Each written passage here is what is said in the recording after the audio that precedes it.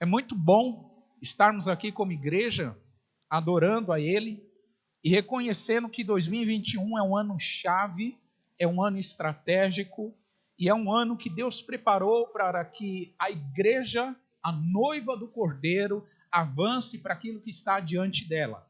E o que está diante de nós é a eternidade, é a glória. Mas muito antes da gente acessar a glória, Jesus prometeu nessa vida que nós acessaremos 100 vezes mais as suas bênçãos eternas. Ou seja, já desfrutaremos de algo da eternidade aqui na terra. Por isso que nós clamamos, nós declaramos e nós chamamos o reino de Deus para a terra. E acreditamos que algo grande se passa quando nós declaramos isso. Você diz amém? Estamos gratos por mais um tempo, um período que nós podemos cultuar o Senhor.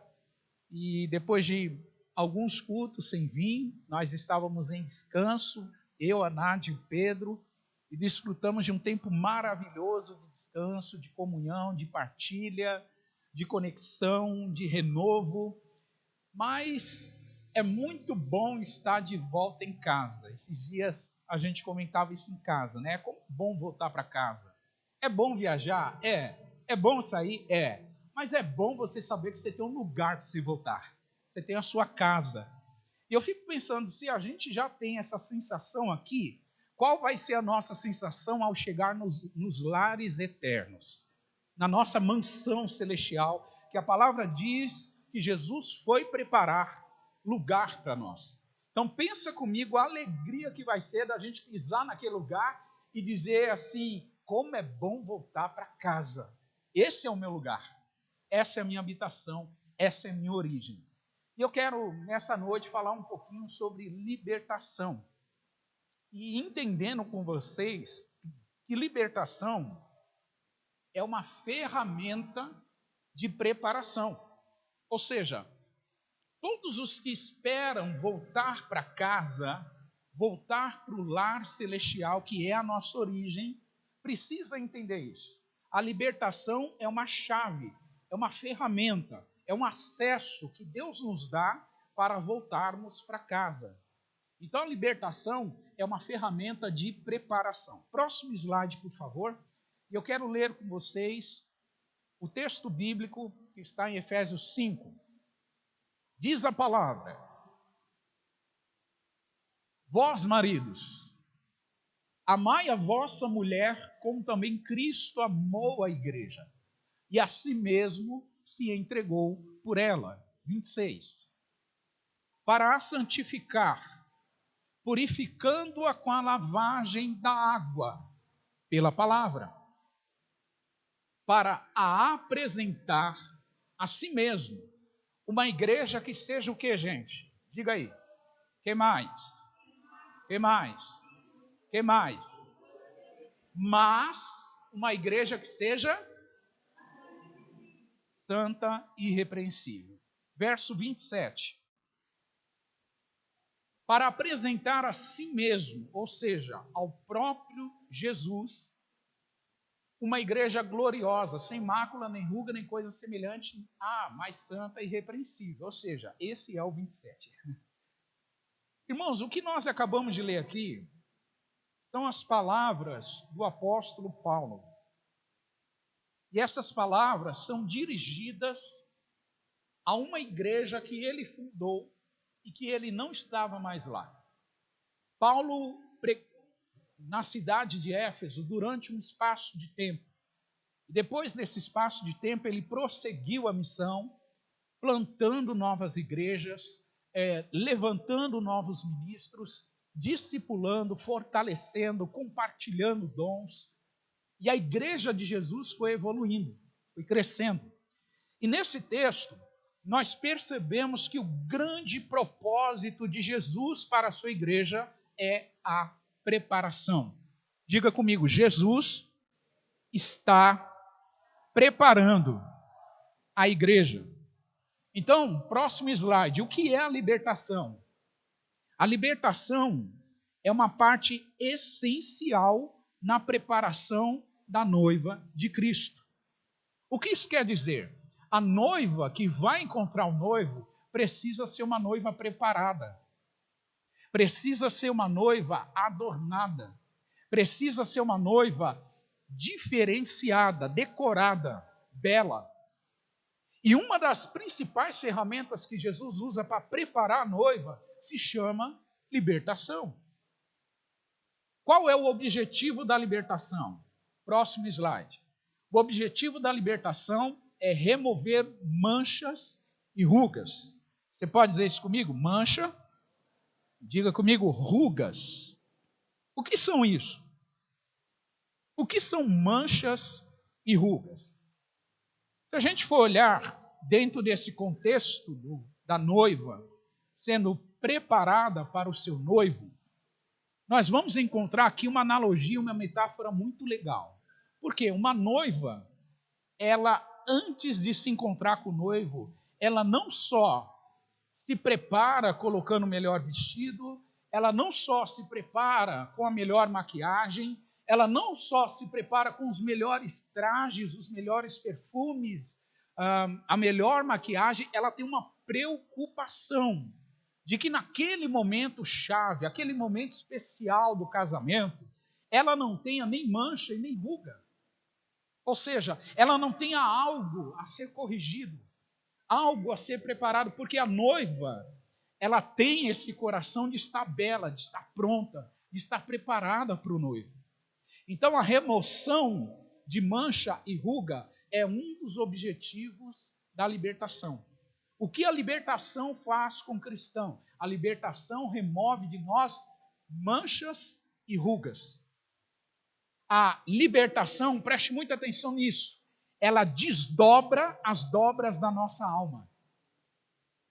Todos nós, por causa dos traumas que carregamos, por causa dos medos, por causa da rejeição, por causa da insegurança, por causa de uma série de coisas, nós acabamos dobrando as nossas almas. As nossas almas ficam encolhidas. As nossas almas ficam murchas. E para essa alma ser desdobrada, ser embelezada, Jesus, ele remove manchas e rugas. E é muito interessante isso, porque a palavra libertação, próximo por favor, significa exatamente isso. O que é libertar? Libertar, em outras palavras, é liberar a ação. Alguém que tinha uma ação, alguém que tinha uma atitude foi presa por alguma circunstância, ela precisa ser liberta. A libertação, o que é? É soltar a ação de uma pessoa. É liberar uma pessoa para fazer o que ela originalmente foi criada para fazer. Quando a gente olha para a Bíblia, a palavra de Deus diz que nós fomos criados à imagem e semelhança do Senhor. Sim ou não? Gênesis 1, 27. E se nós fomos criados à imagem e semelhança de Deus, Deus tinha um propósito com isso. Qual é esse propósito? Que nós fôssemos filhos de Deus, a imagem do seu Filho, Jesus. Então, quais são as atitudes que nos impedem de assumir a identidade de filhos de Deus? Essas atitudes, elas precisam passar por uma experiência de liberação. Elas precisam ser liberadas. Elas precisam ser soltas, desprendidas. Próximo, por favor. Você pode ler essa frase? 1, 2, 3.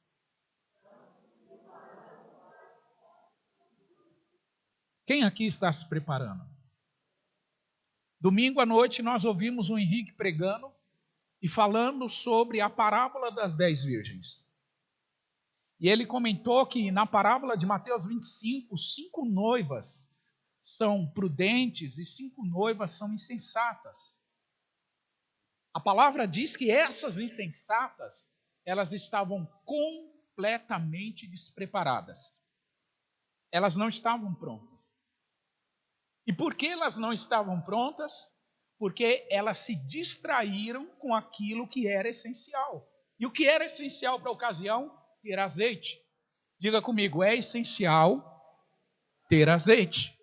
Elas não tinham azeite. E por não ter azeite, elas ficaram numa condição de despreparo para o encontro com o noivo. Só que o texto de Efésios 4 vai dizer isso, que Jesus está nos preparando. E não só Ele, eu também estou me preparando. Você também está se preparando. E esse encontro vai acontecer em muito breve. Muito breve. Próximo, por favor. Você pode ler esse texto de Apocalipse 19, 7, 1, 2, 3.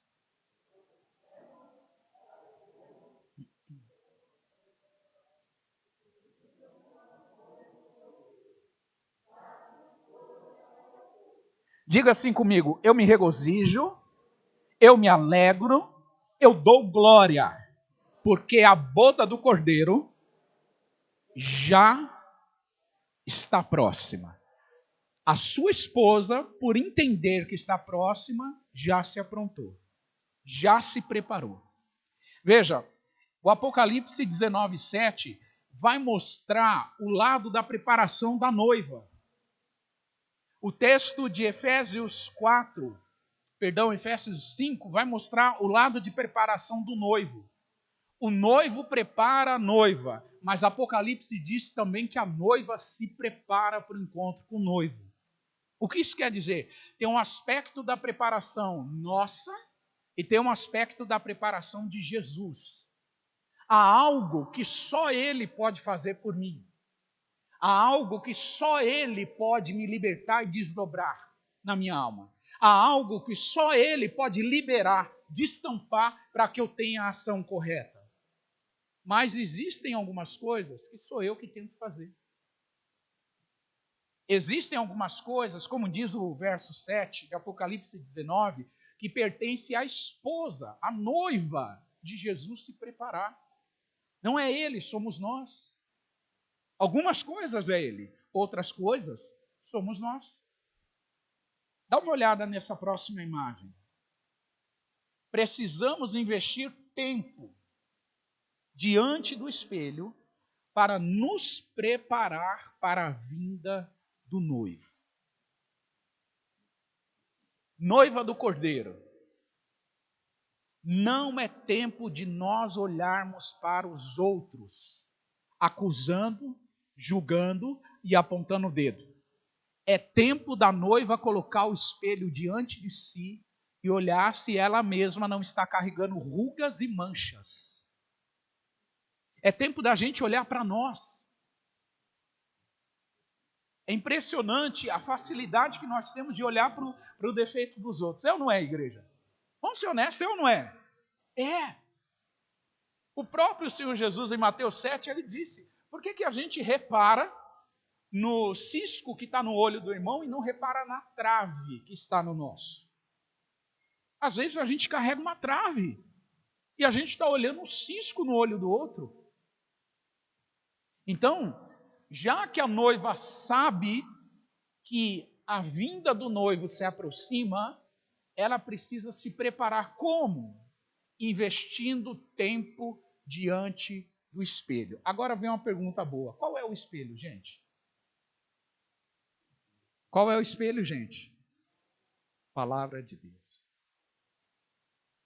Quer saber se você está bem ou está mal? Vai para a palavra. Quer saber se você ainda tem ruga? Deixa eu olhar para ver se eu tenho uma ruga aqui. Deixa eu olhar para ver se eu carrego uma mancha aqui. Vai para a palavra.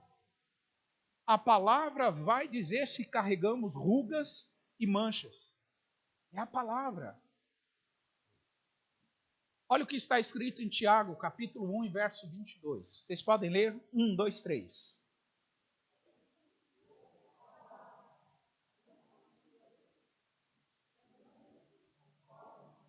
Quando eu vou para o espelho, diante do espelho, que é a palavra, eu tenho duas opções. Número 1, ser apenas ouvinte. E a palavra diz que se eu sou apenas um ouvinte, eu faço o que comigo mesmo? Eu me engano. Eu acho que você deve conhecer pessoas assim. Nossa, eu ouvi uma pregação de fulano de tal que foi arrebatadora. Eu ouvi uma pregação de ciclano que foi incrível. Eu ouvi uma pregação de Beltrano e tal, e a pessoa só fala de pregação.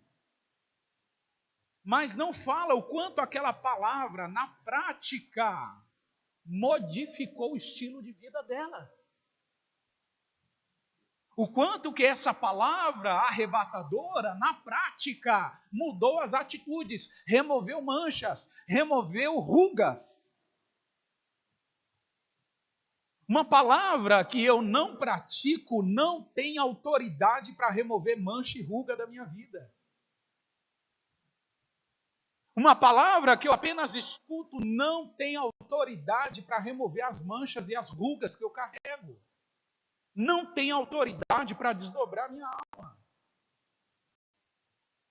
Olha o que diz o verso 23. Porque se alguém é ouvinte da palavra e não cumpridor, essa palavra essa pessoa é semelhante ao quê, gente? Te mostra. Eu vou na Bíblia e leio, buscai o reino e a sua justiça, e todas as demais coisas serão acrescentadas. Aí eu saio da palavra, eu vou para o meu dia a dia. Eu vou para o trabalho, eu vou para a faculdade, eu vou para os meus conflitos pessoais, eu vou para os meus dilemas dentro de casa. E aí essa palavra de buscar o reino e a justiça, ela tem a oportunidade de ser colocada em prática ou ela tem a oportunidade de ser descartada. Então pensa comigo, alguém que ouve, alguém que recebe a palavra, mas que não absorve, que não vive, essa pessoa não tem autoridade para remover mancha e ruga da sua vida. Não tem. Não vive libertação. Alguém está entendendo isso, gente? Passa a próxima imagem, por favor. Você pode dizer isso comigo? O nosso rei, o nosso noivo, preparou a palavra para nos purificar e o óleo para nos ungir. Diga isso comigo, a palavra purifica, o óleo unge. Mais uma vez, o óleo unge, a palavra purifica. Guarda isso no teu coração. O que tem autoridade para tirar minhas manchas e minhas rugas? A prática da palavra. O que tem autoridade para me tornar um crente cheio do Espírito Santo? A unção, o óleo do Espírito. Então, quando eu olho para a palavra, eu percebo que a palavra tem autoridade de me purificar. Mas quando eu olho para o Espírito, eu vejo que é pelo Espírito que eu vou ser ungido, eu vou ser cheio, eu vou ter graça de Deus, autoridade de Deus sobre mim. Você diz amém? Vamos ler esse próximo trecho, esse próximo texto bíblico. Vamos lá, 1, 2, 3.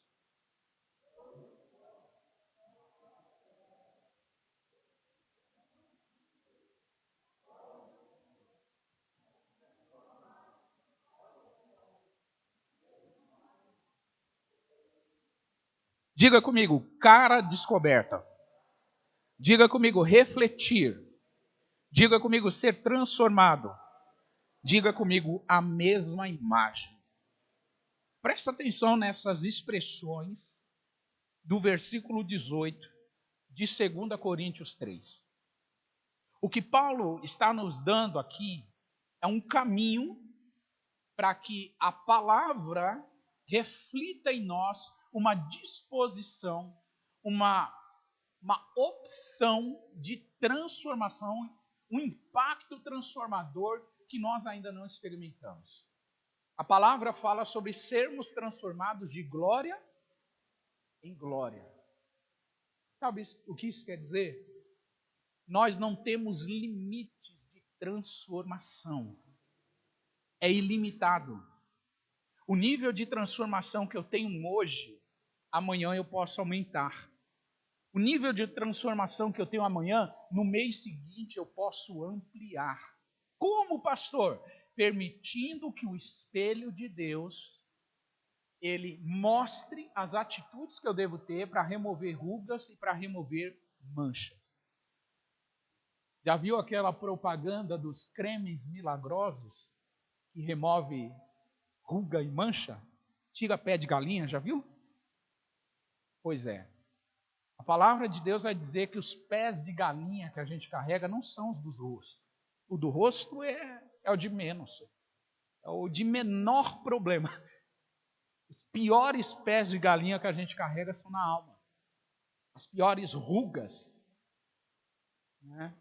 Então, o que Paulo está dizendo? A cara descoberta permite o refletir do espelho, da palavra de Deus, que nos transforma em níveis de transformação muito profundos, de glória em glória, a ponto de sermos semelhantes à imagem do próprio Senhor Jesus. Até aqui tudo bem. Pastor, eu entendi que a libertação é uma ferramenta de preparação. Até aqui eu entendi que o grande objetivo de Deus é remover através da palavra minhas manchas e minhas rugas. Até aqui eu entendi que a palavra purifica e o Espírito, ele me unge. Mas a questão é, quais são as condições para sermos libertos? Quais são essas condições? E aqui eu coloco 5 condições e gostaria que você tomasse nota. Número 1. Uma pessoa, para ser liberta, ela precisa ter honestidade. Honestidade para quê? Honestidade para não esconder o que ela precisa ser liberta. Honestidade para falar da área que ela precisa ser tratada. Leia esse próximo texto bíblico, por favor.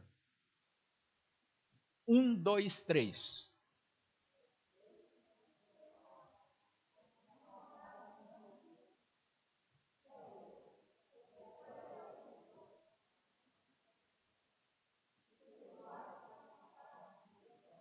Quantos acreditam que Davi foi um grande homem de Deus? Tá. Essas palavras são de Davi. E olha o que Davi começa o Salmo 32 dizendo: confessei-te o meu pecado. Agora, diferente do que Davi comenta aqui, existem muitos filhos de Deus que usam uma própria versão da Bíblia. Sabe o que eles fazem? A vida deles é o seguinte: escondi o meu pecado e a minha maldade eu encobri. Só que se a pessoa esconde o seu pecado e encobre a sua maldade, ela não confessa. E se ela não confessa, o Senhor não perdoa as maldades dos seus próprios pecados.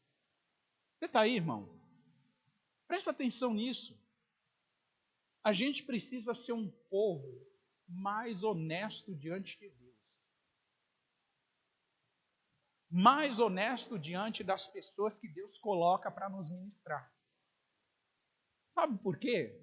Porque se a gente esconde os pecados, a grande bênção da libertação não chega até nós.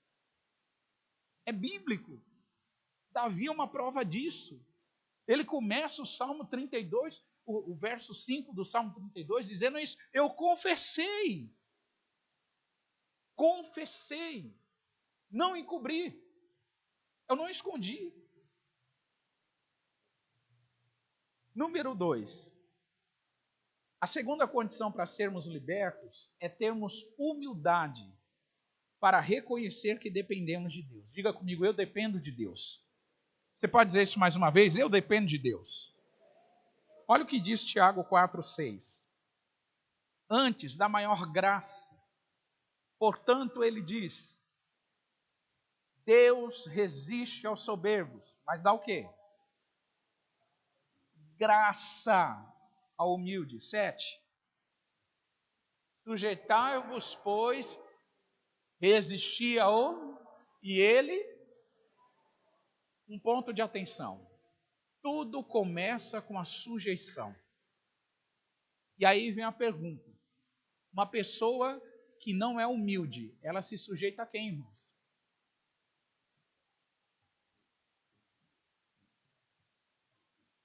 Uma pessoa que não tem humildade, ela consegue se sujeitar a quem?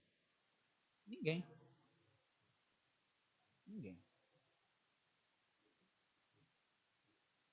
Só que veja, o versículo 6 vai dizer que, ao mesmo tempo que Deus resiste ao soberbo, uma pessoa soberba, ela não se rende, ela não se sujeita nem a Deus e nem a ninguém. Só que o texto diz que esse tipo de pessoa, Deus vai acabar resistindo. Deus resiste. Deus para a pessoa. Deus não permite a pessoa avançar. Soberbos não avançam. A palavra diz em Provérbios que a soberba precede a ruína e a altivez de espírito precede a queda. O que isso quer dizer? O soberbo não vai prosperar. Agora, em contrapartida, uma pessoa com uma atitude humilde tem disposição de se sujeitar, sobretudo a Deus. Senhor, qual é a sua opinião sobre esta decisão? Senhor, qual é a sua opinião sobre o ano de 2021?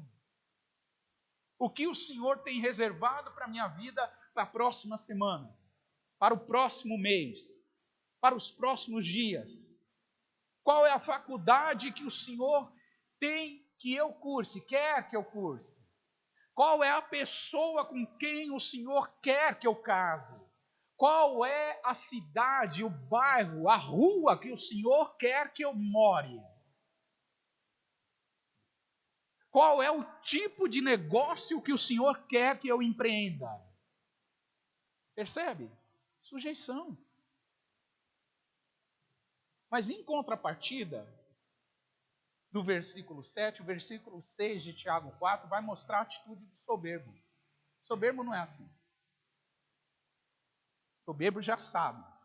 Soberbo já reconhece. Soberbo, ele não tem humildade para reconhecer que depende de Deus.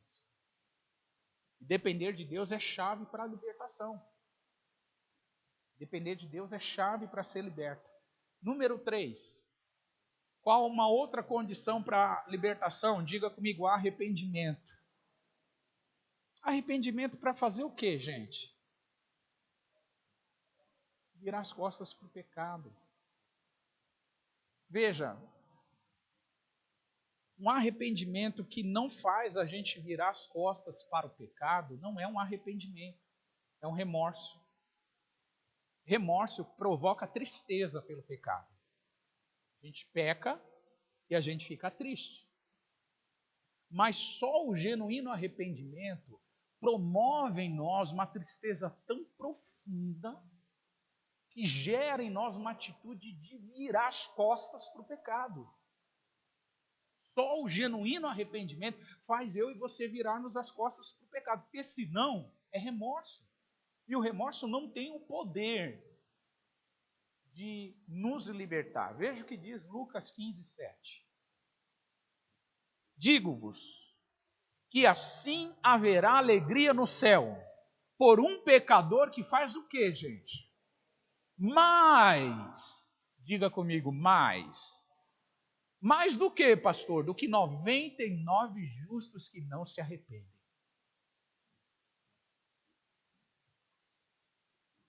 Sabe o que esse texto quer dizer? Eu vou te explicar. Pode ter 100 pessoas. Se 99 se acham bons o suficiente, se 99 falam, eu sou bom, eu me garanto, eu sou justo, e mesmo sendo justo, a palavra diz que esses que não necessitam de arrependimento não promove alegria nos céus. Mas se tiver um arrependido, no meio de 100, 99 são justos, 99 acham que não precisam de arrependimento. Mas se tiver um que se arrepende, por causa desse um, a palavra diz que a atitude dele promove alegria nos céus. Promove um movimento nos céus. Aí eu te pergunto, irmão, se o arrependimento promove movimento nos céus, o que será que ele promove aqui na terra?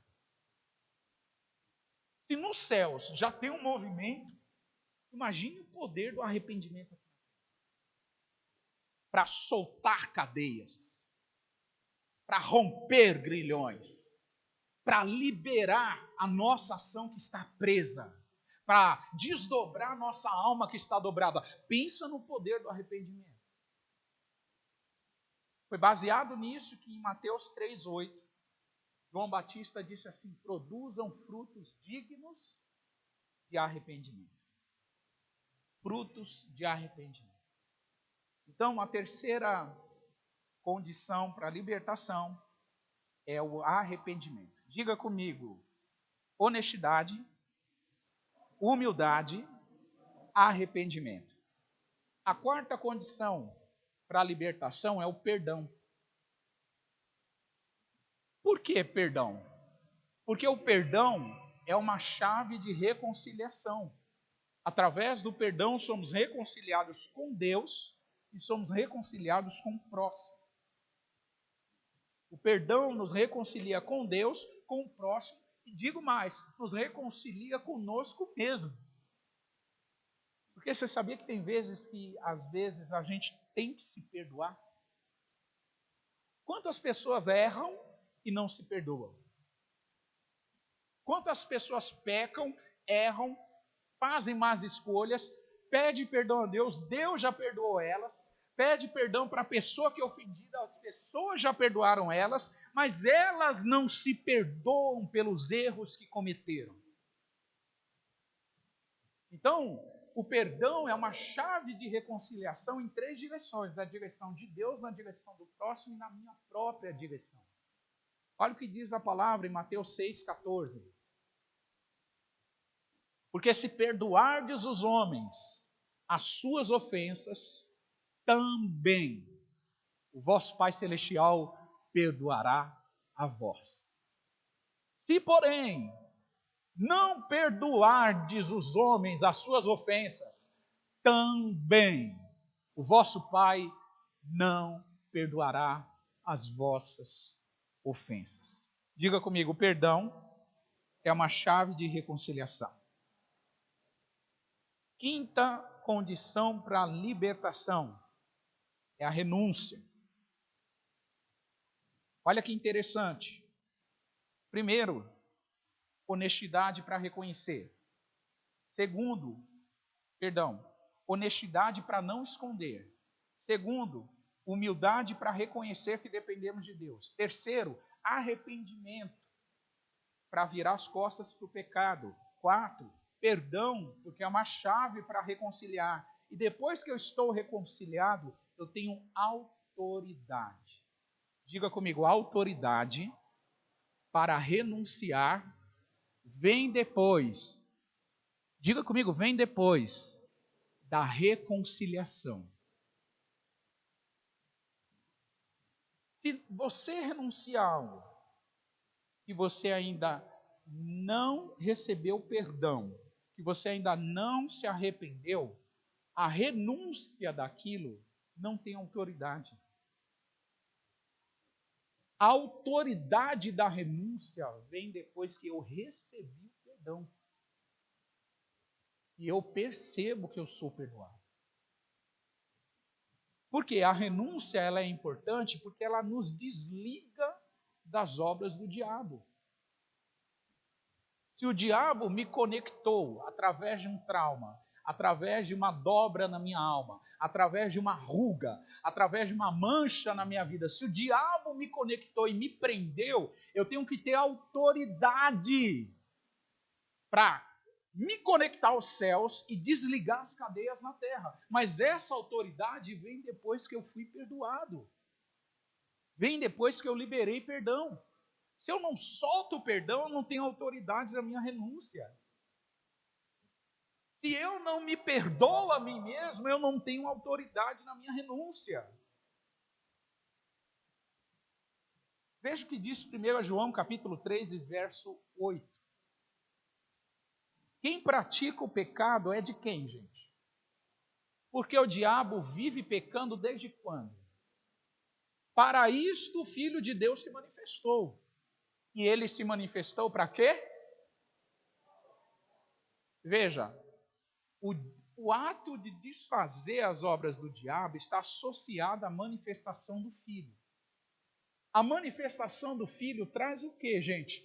Perdão, reconciliação, conexão com Deus por intermédio da adoção como filhos. Veja, as obras do diabo só são desfeitas quando o Filho, a autoridade do Filho é manifestada. A autoridade de Jesus promove perdão. E onde há perdão, recebido, liberado e aceitado, essa pessoa tem autoridade na sua renúncia. As obras do diabo são desfeitas, são desmanchadas, e essa pessoa caminha em liberdade. Sexto e última condição para a libertação é a intercessão. Diga comigo, intercessão. A oração a gente dirige a Deus, mas a intercessão é uma arma de guerra. A intercessão é a declaração dos céus na terra. E por que é uma arma de guerra, irmão? A gente chamar os céus aqui para a terra, isso implica em oposição do inferno, oposição do diabo. Porque o que o diabo menos quer é que o céu se manifeste aqui na terra. O que o diabo mais quer é que a terra pareça com o inferno. O que Jesus mais quer é que a terra pareça com os céus. Quando a gente chama os céus aqui para a terra, intercede, declara, profetiza e caminha nessa direção, a gente está lutando contra o inimigo. Então, a intercessão é uma arma espiritual. Pode passar, por favor. É uma arma de guerra. Veja o que diz 2 Coríntios 10, 3. Porque andando na carne, não militamos segundo, em outras palavras, vivemos como seres naturais, mas nós não somos naturais.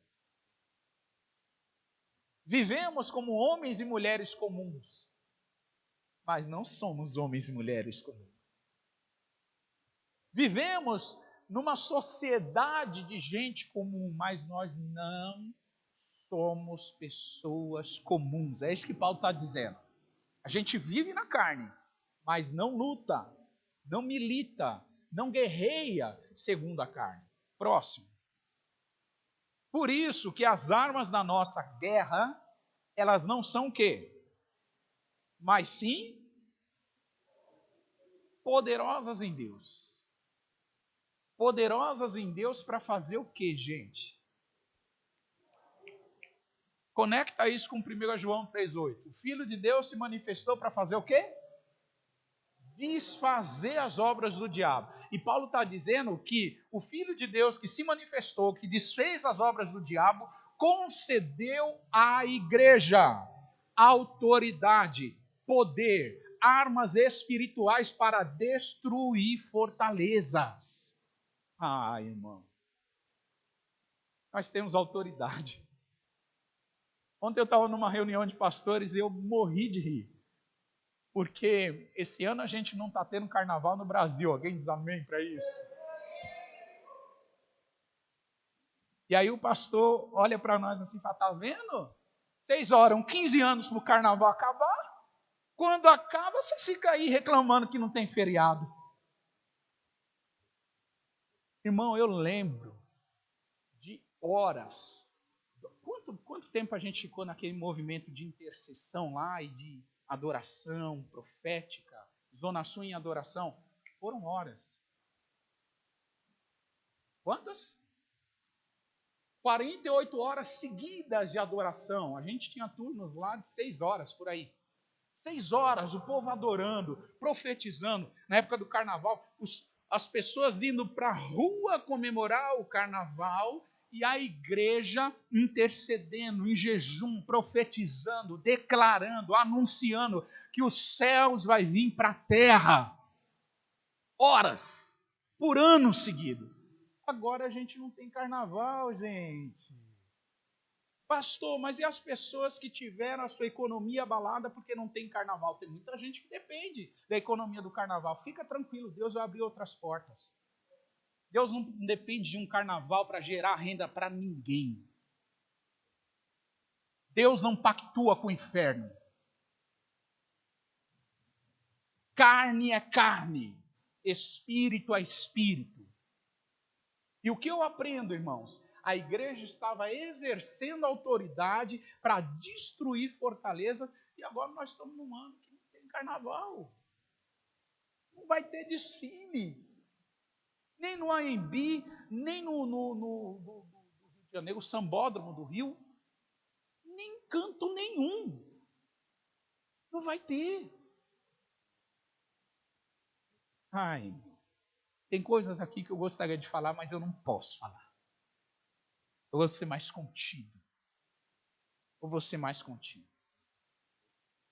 As armas da nossa milícia não são carnais, mas são poderosas em Deus para destruir fortalezas. Versículo 5 vai dizer assim, não está ali, daqui a pouco aparece, o diabo está se levantando.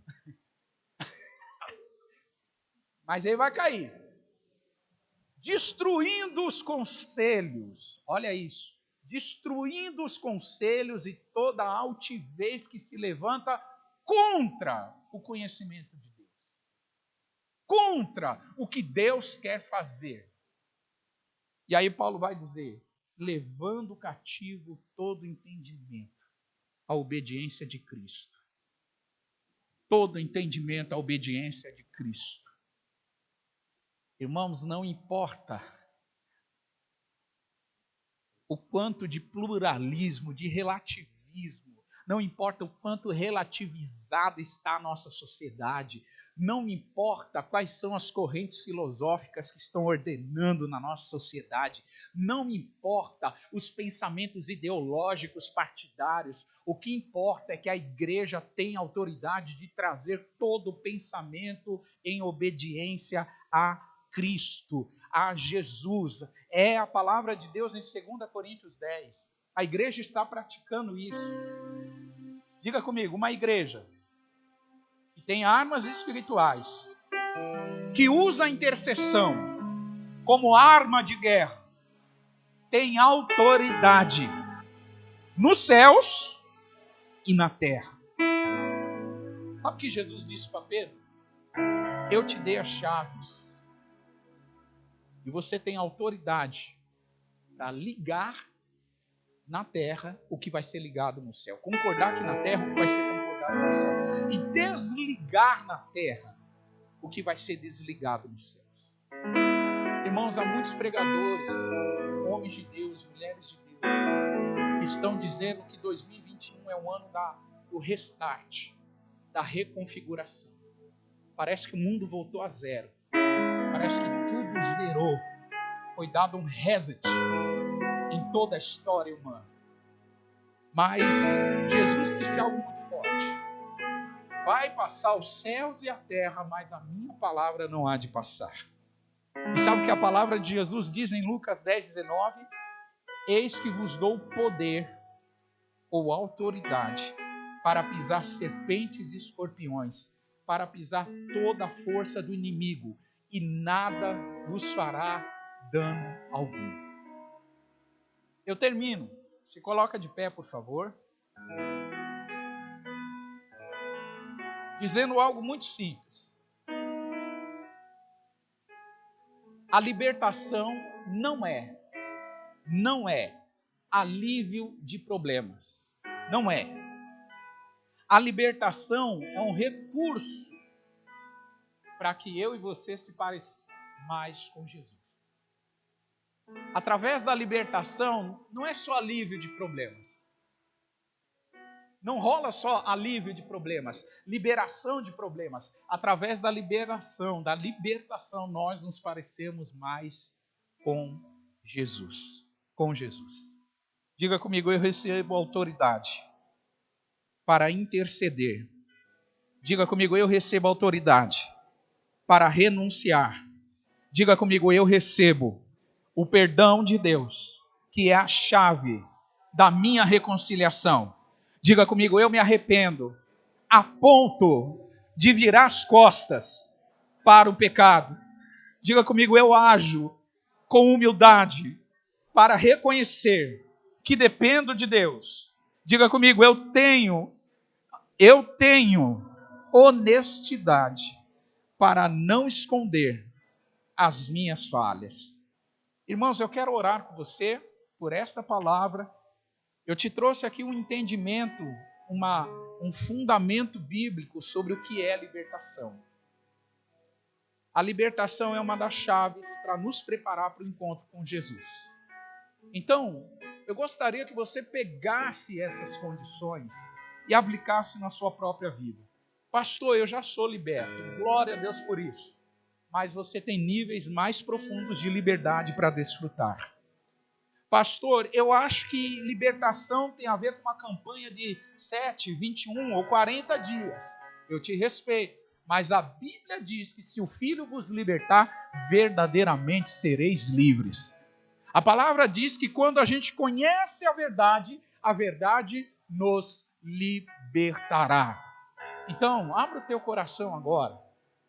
Abra o teu coração. Nós vamos adorar o Senhor e na sequência nós vamos orar. Eu gostaria que você abrisse o seu coração. Pense, quais são as áreas da tua vida que ainda estão dobradas? Quais são as áreas da tua vida que ainda precisam de arrependimento? Quais são as áreas da tua vida que você precisa receber, soltar e aceitar perdão? Graças te damos, Senhor. Graças te damos, Pai. Recebe a honra, recebe a glória, recebe o nosso louvor, recebe a nossa adoração. Jesus, queremos ser libertos. Jesus, queremos que toda mancha, toda ruga seja removida de nós. Jesus, estamos diante do espelho que é a tua palavra. Ah, Senhor, repara-nos, perdoa-nos, modifica-nos. Confessamos o nosso pecado diante de ti. Lava a tua noiva, purifica a tua noiva pela lavagem da palavra. Unge a tua noiva com óleo fresco, com óleo de alegria.